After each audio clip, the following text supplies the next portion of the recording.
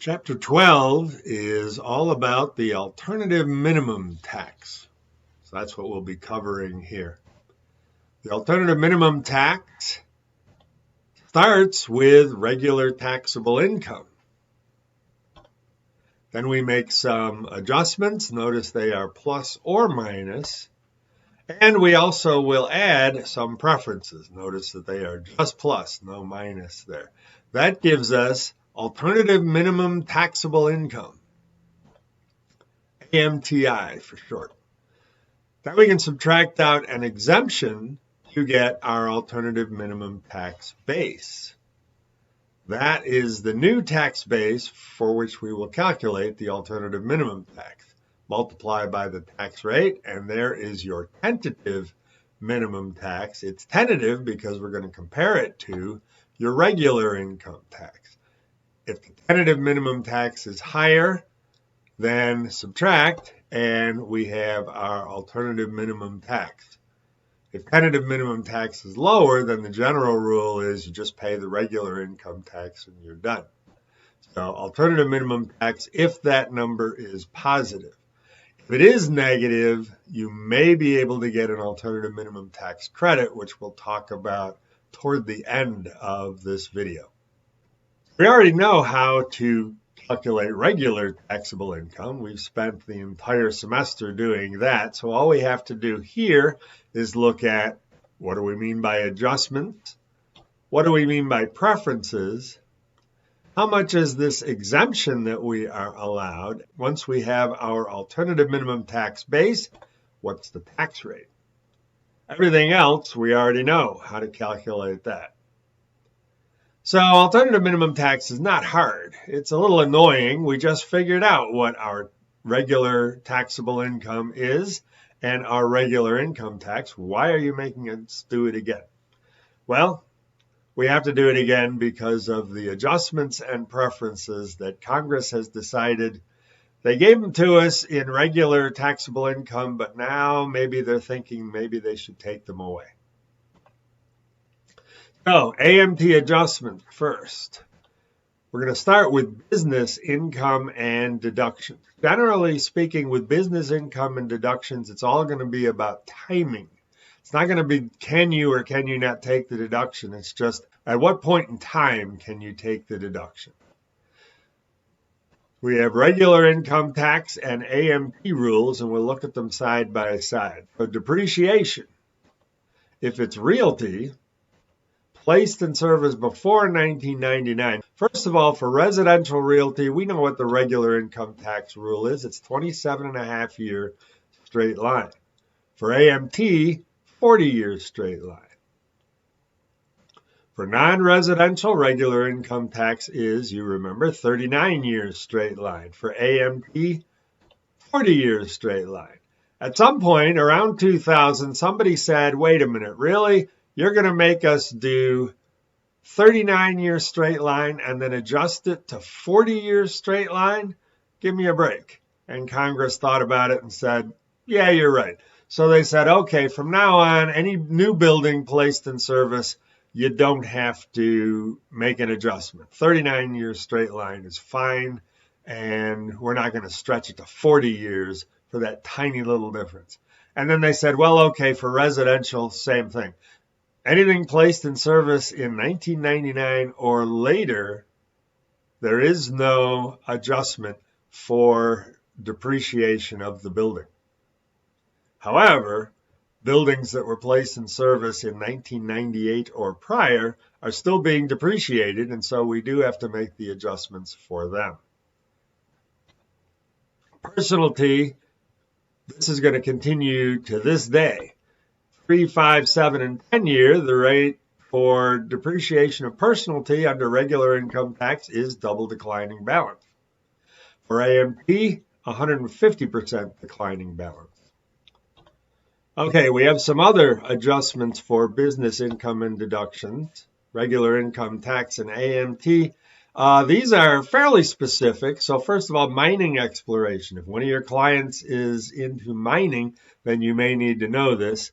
The treatment for regular income tax is just to expense all mining exploration costs. For AMT, a 10-year amortization of those costs. You can't just write them off in year one. If one of your clients is a publisher and you have circulation development for their magazine, again, regular income tax, you can just write those costs off when you incur them. But for AMT, you have to amortize them over 3 years. If you have long-term contracts, sometimes in regular income tax, you can use completed contract. Wait until the contract is completely done and then recognize all the income from the contract at that point. For AMT, you always have to use percentage completion.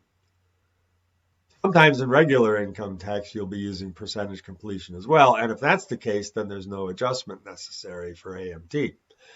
But if you're using completed contract for regular, then you have to use percentage completion for AMT. Gains and losses. Well, here's the good news. You can use the regular tax basis if you're calculating the gain or loss for regular income tax. And you can use what's going to be higher, the AMT tax basis, if you are calculating the gain or loss for AMT. Personal deductions. There used to be a long list of things that you could deduct for personal income taxes not related to a business. We're down to just one now. State and local taxes. You know what the rule is for regular income tax. You can take an itemized deduction for state and local taxes subject to limits. The textbook thinks the limit is $10,000. We know that under the new tax law for 2025 and later, it's been raised to $40,000. AMT, no deduction for state and local taxes. So that's really the only adjustment that you would make. And this is not a timing difference. This is a permanent adjustment. And the difference between timing differences and permanent adjustments we'll see in a little bit. AMT preferences. These are things, remember, they're only added, not subtracted. So these are not going to be timing differences. AMT preferences are things that the regular tax law allows, and AMT simply does not. There's a fairly long list, but most of them are extremely specific sorts of things. The two that kind of have some general applicability are, first of all, depletion in excess of basis. This is crazy. I don't know why they allow it for regular tax purposes, but they do. But you have to add that back for AMT. Private activity bond interest. That's the bonds, state and local government bonds. Interest is excluded from gross income. But if the bonds are used to fund private activities, business parks and that sort of thing, then that bond interest has to be added back for AMT purposes. Next, the AMT exemption. If you are married filing jointly or a surviving spouse, your exemption, this is the 2025 amount, $137,000. Married filing separately, cut that in half to $68,500. And if you're a single or head of household, then it's kind of in the middle there at $88,100. We're going to reduce that exemption by 25% of the amount by which AMTI exceeds a threshold. So we're going to phase out that AMT exemption. And we're going to start, for married filing jointly and surviving spouse, we will start at $1,252,700. Of alternative minimum taxable income. Married filing separately, once again, cut it in half, $626,350. And for single and head of household, it's also $626,350, the threshold where you begin to phase out that AMT exemption. And just keep doing it until whatever exemption you had has gone to zero. Alternative minimum tax rate. These are very simple. It's almost a flat tax. Alternative minimum tax is equal to 26% of the AMT base up to a threshold of $239,100 That's the 2025 threshold. That does adjust each year. And then kick it up to 28% when you are above 239,100. So as I said, almost flat, not quite. We go from 26 to 28% when you hit that $239,100 threshold. The income that is subject to special rates, which would be qualified dividends and long-term capital gains, taxed at the special rates for AMT purposes. So that's going to be 0, 15, or 20%. Stay with those special rates if you're calculating AMT. We will get to actually how to calculate those special rates in, I believe it is chapter 16. So we'll get there. We haven't done it yet. It's right at the end of the course. So you will eventually see how to use those special rates, but not yet. Let's take a look at problem number 24. Use the following data to calculate Chiara's AMT base in 2025. Chiara will itemize deductions and will file as a single taxpayer. So Chiara's regular taxable income is $248,000. We have AMT adjustments, positive AMT adjustments of $73,000 and negative AMT adjustments of $25,000. Also, there's some tax preferences in the amount of $30,000. As you know, tax preferences are always added. We can calculate Chiara's adjusted minimum taxable income by just adding all those up, subtracting the $25,000, and we get $326,000. Her exemption, she's well below the threshold where there would be a phase out. So as a single taxpayer, her exemption is $88,100, and her alternative minimum tax base is therefore $237,900. There we go. That is problem number 24. Problem 31. In March 2025, Helen Carlin acquired equipment for her business at a cost of $300,000. The equipment is 5-year property for regular depreciation purposes, so maker's 5-year property. For regular tax purposes, Helen elects to expense $100,000 of the cost of the asset under Section 179. She also claims any available first-year depreciation.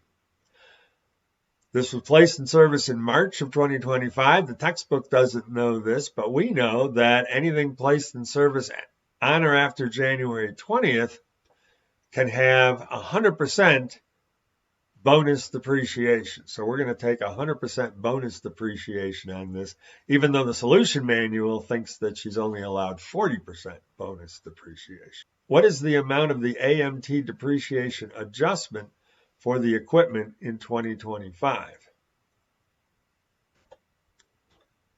The asset cost, $300,000. Section 179, they told us to take $100,000. So that leaves $200,000. Additional first-year depreciation, 100%, that's the other $200,000. Why she didn't just Section 179 the whole thing, we don't know. Well, we do know it's because they thought that the additional first-year depreciation was only going to be 40%. Anyway, basis at year end is 0. Letter B. How would your answer to Part A change if, for regular tax purposes, Helen elected to expense $100,000 of the asset but did not claim any available first-year depreciation? Well, now $300,000 minus the $100,000 for Section 179 is $200,000. Maker's depreciation, 5-year property, so 20%, that's 40. Basis at year end, $160,000. Now, in both cases, bonus depreciation is allowable. Section 179 is allowable, so there's not going to be an AMT adjustment required in either case. You might say, well, wait a minute, shouldn't she recalculate the maker's depreciation and not get that double declining balance depreciation? But because bonus depreciation was allowable, and so she could have taken the full $200,000, even though she only chose to take $40,000, she could have, under AMT, taken $200,000. So therefore, no AMT adjustment is required even under letter B. So that's good news. Problem 47. R is single, has no dependents, and does not itemize her deductions. She reports the following items on her 2025 tax return. Bargain element from the exercise of an ISO. That is $45,000. Maker's depreciation on a shopping mall and acquired in 2018 is $49,000. Percentage depletion in excess of basis $50,000. Taxable income for regular tax purposes is $221,000, and her regular tax liability is $47,783. So that is the tax on $221,000 in 2025 if you are single with no dependents. What are FAR's AMT adjustments and preferences for 2025? First, the adjustments. The bargain element from the ISO, that is an adjustment. It's in the textbook. I didn't mention it in the slides, but it's $45,000, the whole thing. And then the preferences, plus the percentage depletion in excess of basis. That one I did mention. That's $50,000. Letter B, what is FAR's AMT for 2025? Regular taxable income was $221,000. Add back the standard deduction of $15,750. Once again, we will differ here from the solution manual in the textbook because they thought the standard deduction was $15,000. They're not aware of the increase that happened with the OBBBA. Anyway, taxable income is $236,750. AMT adjustments, the $45,000 and the preference of $50,000, that gives us alternative minimum taxable income of $331,750. AMT exemption, $88,100 because she's single, and AMTI is well below the threshold where you would have to phase that out. So the AMT base, $243,650. The tentative minimum tax will be $239,100. Remember, that's the maximum amount that you can apply the 26% rate to. And then the amount in excess of $239,100, that's $45,50. That is multiplied by 28%. Add those together and you get $63,440. The regular income tax, they gave that to us. That was $47,783. And so the alternative minimum tax is the difference, $15,657. Now, here's our formula again, alternative minimum tax, adjustments, preferences, et cetera, down to the alternative minimum tax if positive. Note the if positive part. Now we're going to look at, well, what if that number is negative? Can we get a credit? Yes, we can. There is such a thing as an AMT credit. The alternative minimum tax credit is equal to the lesser of the regular tax minus the minimum tax, or AMT tax paid in prior years due to timing adjustments. So here's an example. Taxpayer never paid any AMT before 2024. And in 2024, the tentative minimum tax was $10,000. So 2024, tentative minimum tax, $10,000. The regular tax was $8,000. So taxpayer had to pay $2,000 alternative minimum tax, the difference between the 10 and the 8. So that's a total of $10,000. Regular income tax plus AMT, you're paying the tentative minimum tax. Then in 2025, tentative minimum tax is $12,000. Regular income tax is $13,000. So now the regular income tax is higher. No AMT is due, but the taxpayer had paid $2,000 in AMT in 2024, and so therefore a credit of $1,000 is available in 2025. But now let's change it. So the minimum tax in 2025 is $9,000. And the regular income tax is still $13,000. So we just dropped the tentative minimum tax from $12,000 down to $9,000. Everything else is the same. The difference here is $4,000, but only a $2,000 credit is available because the taxpayer has only paid $2,000 in AMT in prior years. Remember, we assumed no AMT had been paid before 2024. So therefore, there is only a $2,000 credit, even though there's a $4,000 difference there. Now, crucially, all of this example assumes that the reason the tentative minimum tax was higher than the regular income tax back in 2024 was because of timing differences. Maybe there was some income that didn't have to be recognized for regular tax purposes until 2025, percentage completion versus completed contract, for example. The complete contract was completed in 2025, and so you picked up all that income then. And that's why 2025 regular income tax is so much higher than the tentative income tax. So it's timing differences only. If any of that tentative minimum tax from 2024 was due to disallowance of state and local income taxes, then that portion of the AMT would not be refundable as a credit later. So the credit can only come from AMT paid due to timing differences. Let's take a look at problem number 49. Bonnie, who is single and itemizes deductions, reports zero taxable income for 2025. She incurs positive timing adjustments of $200,000 and AMT exclusion items of $100,000 for the year. What is Bonnie's AMT credit carryover to 2026?